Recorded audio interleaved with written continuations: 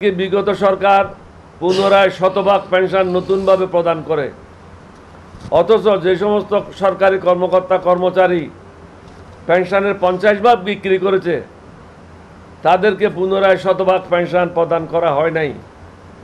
আশা করি অন্তর্বর্তীকালীন সরকার এই বিষয়টি সহানুভূতির সাথে বিবেচনা করবে।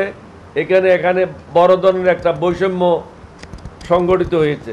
অন্তর্বর্তীকালীন সরকারের প্রধান বাংলাদেশের নিরাপত্তার কথা বিবেচনায় নিয়ে এই শিল্পাঞ্চল বা রপ্তানি প্রক্রিয়া অঞ্চল জরুরি ভিত্তিতে বাতিল করে দেবেন। ডক্টর প্রফেসর ইউনূস সাহেবকে বলবো, যারা রাজনীতি সম্বন্ধে কথা বলছে তাদেরকে বের করে দেন, তাদেরকে রাজনীতি করার জন্য ছেড়ে দেন। পাহাড়ি এলাকার কিছু কিছু সদস্যরা বাংলাদেশ সেনাবাহিনীর সদস্যদের সম্মুখে প্রকাশ্যে অস্ত্র প্রদর্শন করতে দেখা যায়, যা কোনো অবস্থাতেই গ্রহণযোগ্য নয়।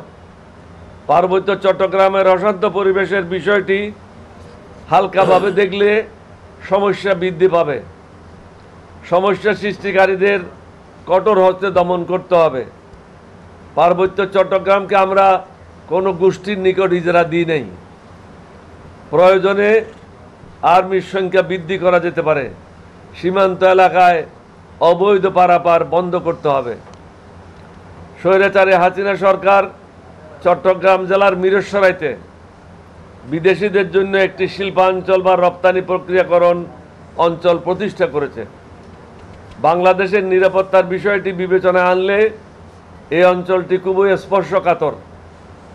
কোনো একক দেশকে, আমি আবার বলছি, কোনো একক দেশকে এই অঞ্চলে জায়গা বরাদ্দ দেওয়া থাকলে আশা করি অন্তর্বর্তীকালীন সরকারের প্রধান বাংলাদেশের নিরাপত্তার কথা বিবেচনায় নিয়ে এই শিল্পাঞ্চল বা রপ্তানি প্রক্রিয়া অঞ্চল জরুরি ভিত্তিতে বাতিল করে দেবেন। আইন শৃঙ্খলা নিশ্চিত করা আমাদের সকলের দায়িত্ব।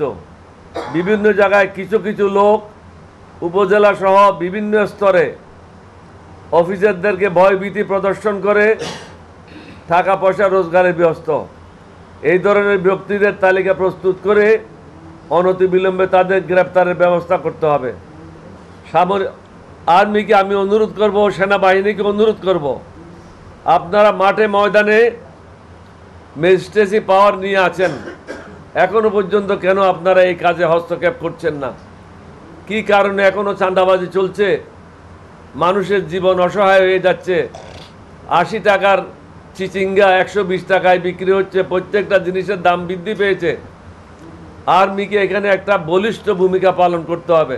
সন্ত্রাসীদের গ্রেপ্তার করার ব্যবস্থা গ্রহণ করতে হবে। বিভিন্ন শিক্ষা প্রতিষ্ঠানসমূহে কিছু কিছু ছাত্রলীগের দ্বারা প্রভাবিত হয়ে অনেক শিক্ষকের পদত্যাগ সহ শিক্ষা প্রতিষ্ঠানের নিরাপত্তা বিঘ্নিত করছে। শিক্ষার মান বজায় রাখা এবং পাঠদান নিশ্চিত করার জন্য শিক্ষা প্রতিষ্ঠানসমূহের নিরাপত্তার বিষয়টি বিবেচনায় রাখতে হবে। বাংলাদেশ পরিসংখ্যান ব্যুরোর জুন 2024-এ প্রকাশিত রিপোর্ট অনুসারে বাংলাদেশের শতকরা 91.58% মানুষ, 5.8% মানুষ মুসলমান। শিক্ষার ক্ষেত্রে তাদের আশা আকাঙ্ক্ষার প্রতিফলন ঘটানোর জন্য একটা শিক্ষা কমিশন গঠন করা প্রয়োজন।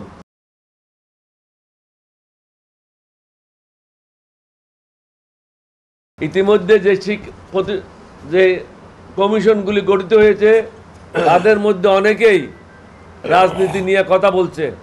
এই ব্যাপারে আমাদের আপত্তি আছে। ডক্টর প্রফেসর ইউনূস সাহেবকে বলবো, যারা রাজনীতি সম্বন্ধে কথা বলছে তাদেরকে বের করে দেন, তাদেরকে রাজনীতি করার জন্য ছেড়ে দেন। ইফতেখারুজ্জামান তিনি ইতিমধ্যে বলছেন ছাত্রদের একটা পার্টি করা উচিত। আমি মনে করি তাকে গ্রেপ্তার করে জেলে রাখা উচিত। কারণ তিনি কিভাবে এই কথাগুলি বলছেন, কে রাজনীতি করবে করবে না, সে যখন একটা দায়িত্ব পেয়েছে একটা কমিশনের, তার এখানে মতামত থাকতে পারে না ওপেনলি। তার উচিত তার মুখ বন্ধ করা। তারা যদি মনে করে তারাই দেশের মালিক মুখতার, এটা বড় ভুল করবে। আমরা মুক্তিযোদ্ধারা যতদিন বেঁচে আছি আমরা কাকেও তাদের বাপের দেশ বানাতে দেব না। বাংলাদেশকে আমরা সঠিক জায়গায় নিয়ে আসবো ইনশাল্লাহ। প্রাইভেট মেডিকেল কলেজ এবং ইঞ্জিনিয়ারিং কলেজগুলিতে ভর্তি ফি অনৈতিকভাবে 15 থেকে 20 লক্ষ টাকা আদায় করা হচ্ছে। শিক্ষা প্রতিষ্ঠানে এই ধরনের অনৈতিক ব্যবসা বন্ধ করতে হবে এবং ভর্তি ফি সাধারণ মানুষের সক্ষমতার মধ্যে নিয়ে আসতে হবে। এই ব্যাপারে সরকারকে সমন্বিত পদক্ষেপ গ্রহণ করতে হবে। আমাদের প্রাপ্ত তথ্য অনুযায়ী প্রাইমারি স্কুলসমূহের কিছু কিছু জায়গায় প্রধান শিক্ষক এবং সহকারী শিক্ষকদের টাইম স্কেলের বৈষম্য রয়েছে, যার ফলে তাদের মধ্যে অসন্তোষ বিরাজ করছে। প্রাথমিক স্তরে শিক্ষার মান উন্নয়নের জন্য এই বিষয়টি গুরুত্ব সহকারে বিবেচনা করা উচিত।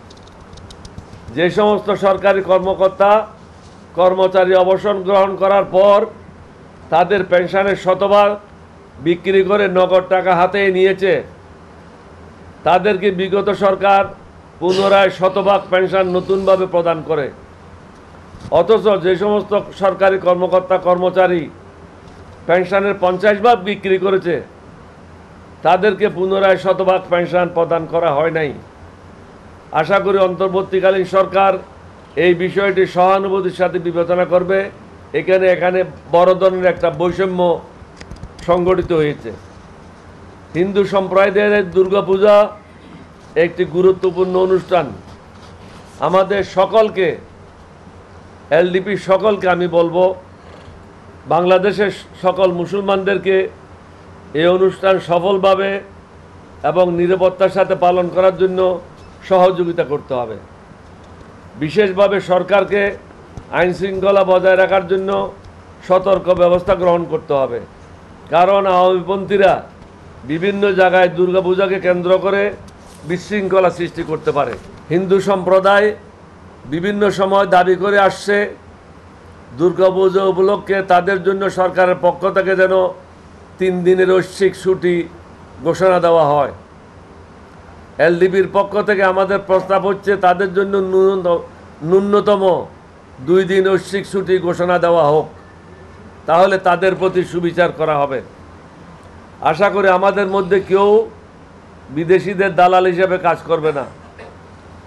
নিজের দেশকে ভালোবাসা ইমানের অঙ্গ, যদি ইমান থাকে। ইমান না থাকলে তার জন্য তার ইমানের অঙ্গ হতে পারে না। আমাদের কর্মকাণ্ডের মাধ্যমে দেশের মানুষের আবেগ আশা আকাঙ্ক্ষার প্রতিফলন ঘটাতে হবে, শ্রদ্ধাশীল হতে হবে।